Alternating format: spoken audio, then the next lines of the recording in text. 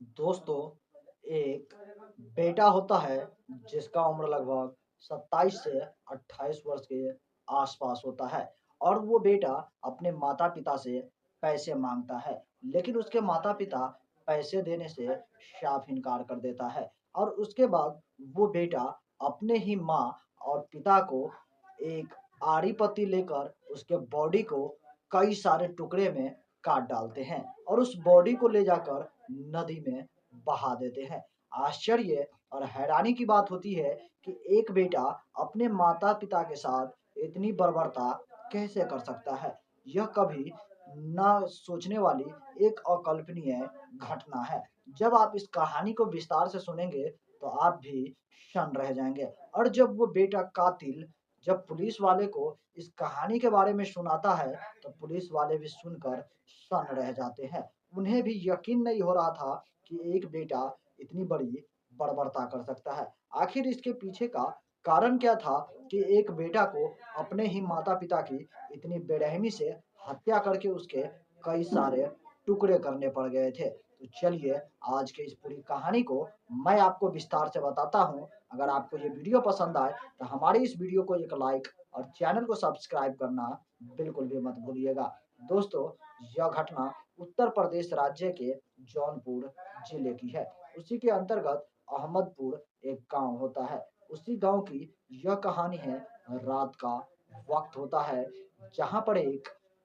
श्याम बहादुर नाम का व्यक्ति रहता है जिसकी उम्र लगभग 60 साल के आसपास होता है और उसकी एक पत्नी होती है जिसका नाम बबीता होता है। दोनों पति पत्नी जो बुजुर्ग दंपति होते हैं वो उस घर में रहकर अपना जीवन यापन कर रहे होते हैं। तभी उसका एक बेटा आता है जिसका नाम अम्बेश होता है। दरअसल जब उस माँ और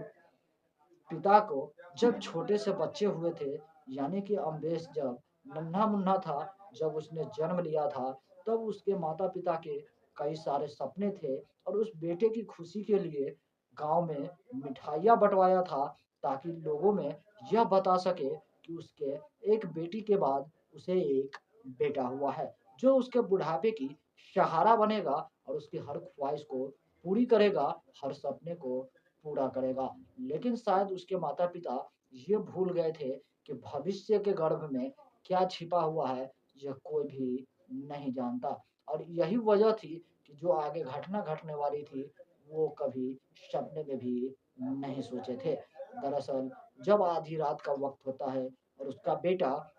मुंबई से अपने घर, अपने माता-पिता के पास पहुँचता है और वहाँ पर अम्बेश अपने पिता और माता से कुछ पैसे माँगता है और उसके बदले उसके माता-पिता जो जवाब देते हैं, वो साफ इनकार कर देते हैं कि उनके पास कोई पैसे नहीं हैं और वो उसे कोई पैसा नहीं दे सकते और ना ही ज़मीन में उन्हें कोई हिस्सेदारी मिल सकती है। क्योंकि वो जो अम्बेश कुमार था, वो अपने पिता से पैसे और ज़मीन इसलिए माँग रहा था ताकि वो अपने मुंबई में रह सके और वहाँ पर जो धर्म विरुद्ध लड़की है, जिसको उसने पसंद किया था, उसके साथ वो शादी कर सके और वो वक़्त रहते शादी कर भी लेता है, लेकिन उसकी पत्नी की डिमांड बहुत ही ज़्यादा बढ़ने लगती है, जिसकी वजह से अम्बेश के पास इतना पैसा नहीं होता कि वो अपनी पत्नी की हर ख्वाहिश, हर डिमांड को पूरी कर सके। इसीलिए वो अपने माता-पिता के पास पैसे माँगने के लिए चला आता है, लेकिन उसके माता-पिता उन्हें पैसा देने से साफ इनकार कर देते हैं। इसी की वजह से अम्बेश इतना ज़्यादा गुस्से में रहता है कि घर में एक लोहे की रॉड पड़ी होती है, उसी रॉड को उठाता है और वो अपने पिता के सिर पर मार देता है। उसके पिता की हालत बेहोश होने की अवस्था में पहुँच जाती है और तभी उसकी माँ उन्हें बचाने की कोशिश करती है, लेकिन वो बेटा इतनी निर्मम और निर्दय हो जाता है कि वो अपनी उस बूढ़ी माँ के ऊपर भी उसी लोहे की रॉड से हमला कर देता है और उसका पिता किसी तरह से वो फ़ोन कर अपनी बेटी से मदद माँगने की कोशिश करता है, तब उसका बेटा जो अम्बेश था, वो एक रस्सी लेकर अपने ही पिता का गला घोंट देता है और एक बेसमेंट में से आरी लेकर आता है और वो आरी से लेकर अपनी माँ की बॉडी के कई सारे टुकड़े कर डालते हैं और उन सभी टुकड़ों को सीमेंट की बोरियां में भर देता है और एक ऐसी बॉडी के टुकड़े होते हैं जो उस बोरी में भी एडजस्ट नहीं होते हैं, तो उन्हें कार की डिक्की में रखते हैं और बाकी सभी बॉडी के टुकड़े को भी, और पिता की डेड बॉडी के भी कई सारे टुकड़े कर डालते हैं और उन्हें भी सीमेंट की बोरी में भर देता है। और वो वहाँ से जो भी खून बिखरे हुए होते हैं, उन सभी खून को और सबूत को मिटाने के लिए वो अपने ही माता-पिता के कपड़े का यूज़ करते हैं, और वहाँ पे जितने भी खून बिखरे हुए होते हैं, उन सभी खून को वो साफ कर लेता है और रात को ही वो वहाँ से निकल जाता है। और रास्ते में गोमती नदी अक्साई नदी पड़ता है, उस नदी में अपने माता-पिता के बॉडी के सारे टुकड़े को, जो कि सीमेंट के बोरी में भर रखा था, एक-एक कर बहा देता है। और इस मामले में किसी को भी कानो-कान खबर तक नहीं होती है। और जैसे-जैसे वक़्त बीतता जाता है,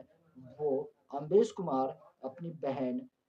के पास 13 दिसंबर को फ़ोन करता है और वो बताता है कि उसके माता-पिता अचानक से कहीं चले गए हैं और उसके बारे में उन्हें कोई भी जानकारी नहीं है और ना ही उनसे कोई कॉन्टैक्ट हो पा रही है। जब ये बात उसकी बड़ी बहन को पता चलती है, तब वो फ़ौरन ही नज़दीकी पुलिस स्टेशन में पहुँचते हैं और अपने पिता और माता की गुमशुदगी का रिपोर्ट दर्ज करवाते हैं। जब इस मामले में पुलिस छानबीन करना शुरू करते हैं, तो सबसे पहले उसके उसी भाई अम्बेश कुमार को पूछताछ के लिए बुलाते हैं और जब उसके भाई को पूछताछ के लिए बुलाया जाता है, तब वो पुलिस को गुमराह करने के लिए अलग-अलग जवाब दिया करता था, जिसके वजह से पुलिस को शक होने लगता है और शक की वजह से पुलिस उसे अम्बेश कुमार के ऊपर कड़ी कार्रवाई से, कड़ी सख्ती से पूछताछ करना शुरू करता है, जिसके वजह से अम्बेश टूट जाता है और वो खुद ही इस पूरी कहानी को बयाँ करता है और पुलिस वाले को सुनाता है कि उसकी एक मुस्लिम लड़की के साथ शादी हुई थी, यानी कि धर्म विरुद्ध, और वो उस लड़की से जी जान से प्यार करता था, लेकिन उसकी पत्नी की डिमांड इतनी ज़्यादा थी कि वो उसके पैसे से उसकी सपने और उसकी डिमांड पूरी नहीं कर पा रहा था। इसीलिए वो अपने घर पहुँचा ताकि अपने माता-पिता से सहायता माँग सके। वो अपने पिता से कहता है कि उन्हें कुछ पैसे चाहिए, वो अपनी पत्नी के सपने पूरे करेंगे, उनकी डिमांड पूरे करेंगे, लेकिन उसके माता-पिता उन्हें पैसे देने से साफ इनकार कर देते हैं। इसकी वजह से वो अम्बेश बौखला जाता है, गुस्से में आ जाता है और जो सरिया होता है, उसी सरिये की रॉड से अपने माता-पिता की बेरहमी से हत्या कर देता है और इतना ही नहीं, वो हत्या करने के बाद अपने ही माता-पिता के बॉडी के कई सारे टुकड़े कर डालते हैं और उन सभी टुकड़ों को जो है गोमती नदी और सई नदी में बहा देते हैं। जैसे ही ये मामला पुलिस वाला सुनता है, वो तुरंत ही अम्बेश को गाड़ी में बिठाकर उस नदी के पास पहुँचता है, जिस नदी में उसने अपने माता-पिता की डेड बॉडी को बहाया था और वहाँ पर पुलिस वाले गोताखोर की सहायता से उस बॉडी का पता लगाने की कोशिश करते हैं, लेकिन वहाँ पे एक ही बॉडी के टुकड़े मिलते हैं। बाकी सारे बॉडी के टुकड़े पानी में बहकर कहीं दूसरी जगह चले गए थे। आखिरकार पुलिस उस बॉडी का पोस्टमार्टम करते हैं और बाकी के बॉडी के टुकड़े की तलाश अभी भी जारी है। लेकिन यहाँ पर एक बेटा इतनी निर्दय और निर्मम हो गया था कि जिस माता-पिता ने उन्हें जन्म दिया था, जिसने उसे हाथ पकड़कर चलना सिखाया था, सपने संजोए थे, उसी माता-पिता के उसने टुकड़े-टुकड़े कर उसकी जान ले ली। यह अजीबो-गरीब मामला उत्तर प्रदेश के जौनपुर जिले का था, जो सभी को